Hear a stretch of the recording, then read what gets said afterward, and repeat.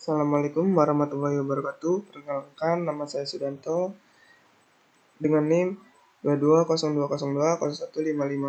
Di sini saya akan mempresentasikan tugas UAS pengenalan pola. Di sini ada PPT tentang pengertian Artificial Neural Network adalah salah satu jenis model komputasi yang terinspirasi oleh cara kerja otak manusia, ANN.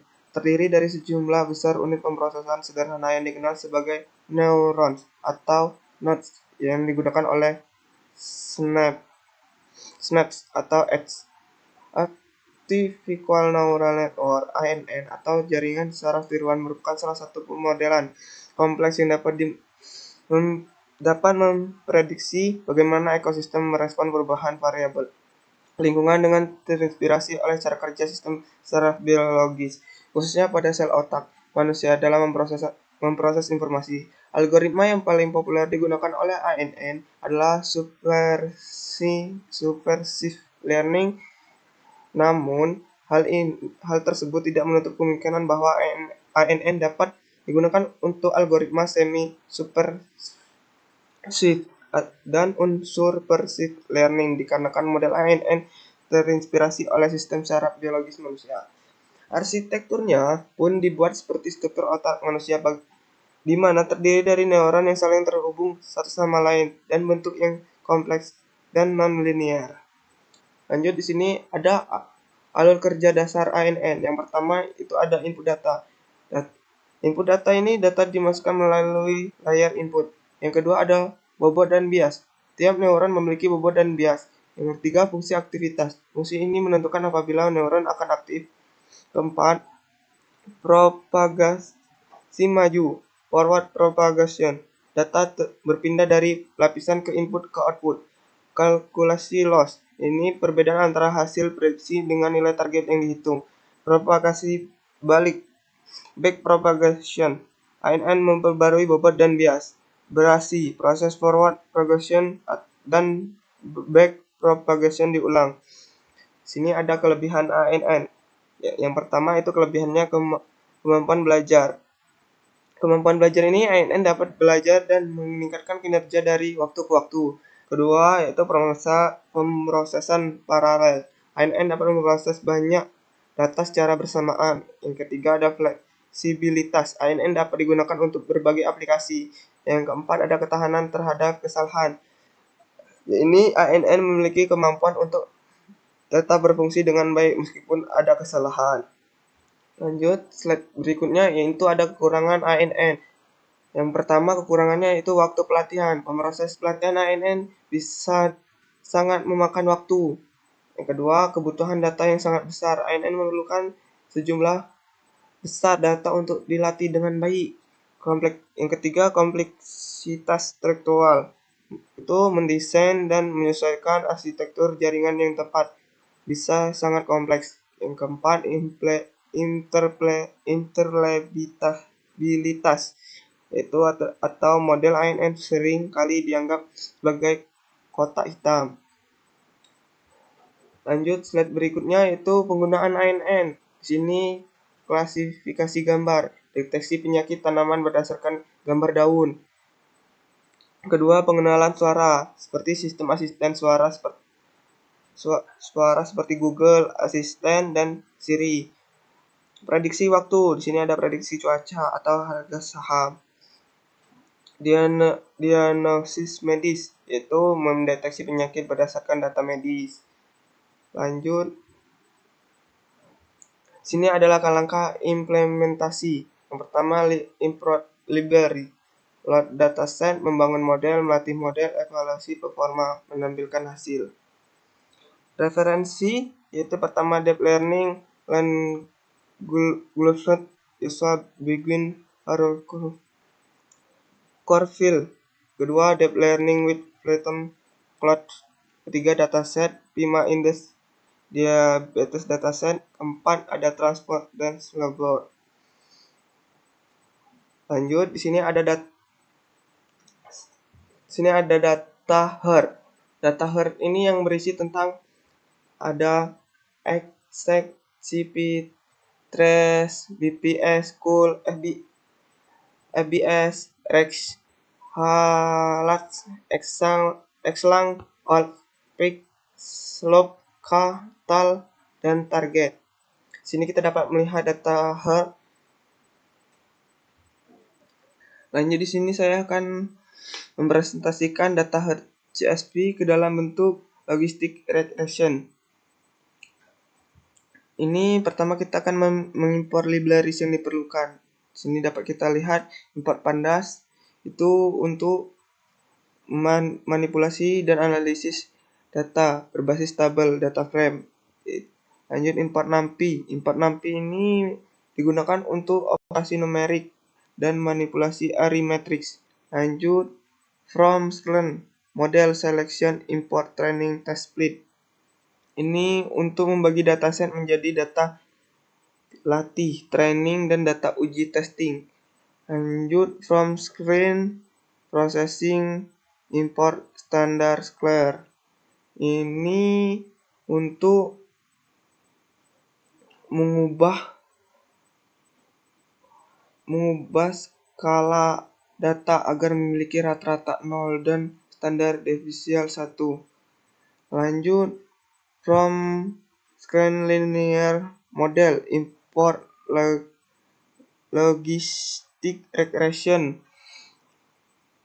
Ini digunakan untuk masalah klasifikasi. Import from screen metric import akurasi, score, conversion metric, classification report. Ini mengimport metrik evaluasi. Lanjut, kedua itu menyusun kolom pada dataset. Kolomnya berisi tentang X, Sex, CB, Trins, BPS, Cool, FBS, Restek, Telah, Clutch, Xlang, Alt, Click, Slope, K, Tal, Target. Lanjut membuat dataset. Dataset ini ada PD-RED CSV. CSV-nya itu yang file CSV yang saya sudah sebutkan tadi. Eksplorasi dan penambahan data. Di sini saya menampilkan 5 baris data pertama pada dataset. Statistik deskriptif untuk memahami data. Di sini ada data X. Yang pertama di sini dapat kita lihat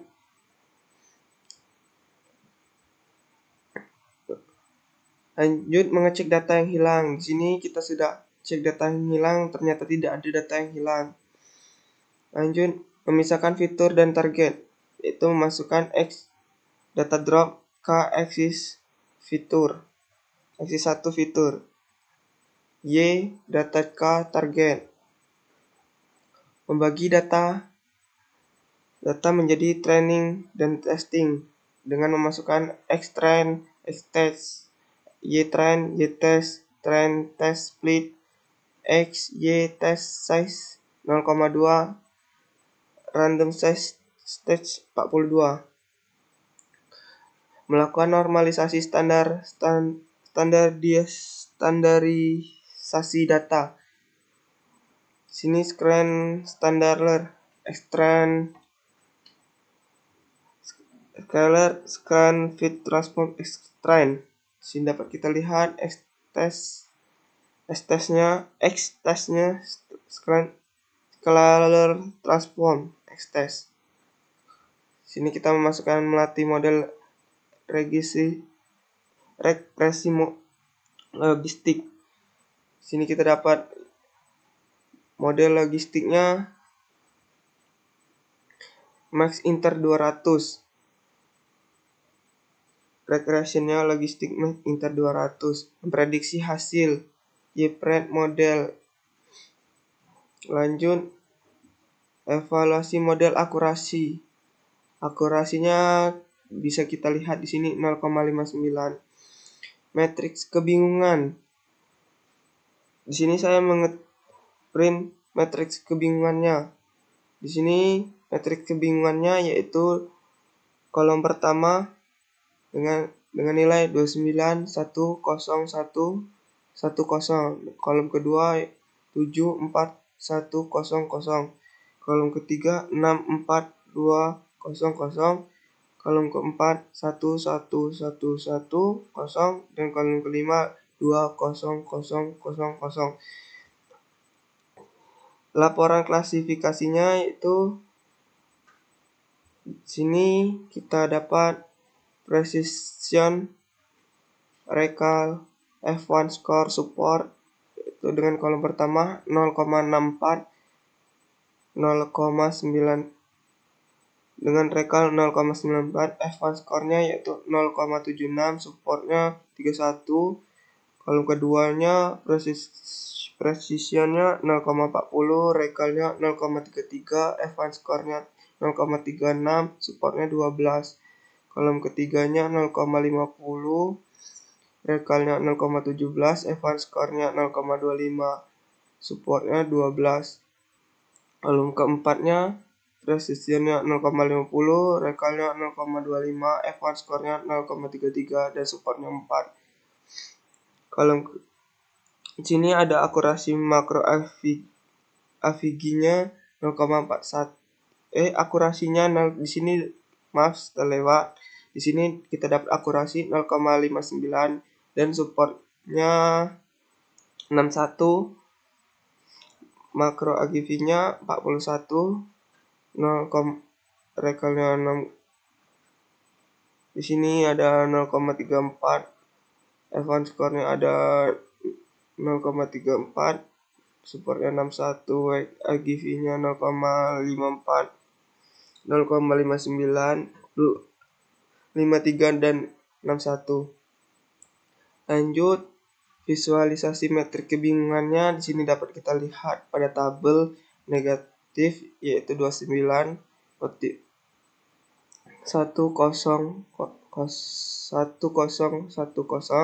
positifnya ada 74, 100, dan sebenarnya ada 64, 200, 111110, negatifnya 2, positifnya 0, prediksinya 000. Lihat koefisien model print di sini dapat kita lihat. Sekian, beginilah presentasi saya. Kurang dan lebihnya saya mohon maaf. Saya akhiri, wabillahi taufiq wal hidayah. Wassalamualaikum warahmatullahi wabarakatuh.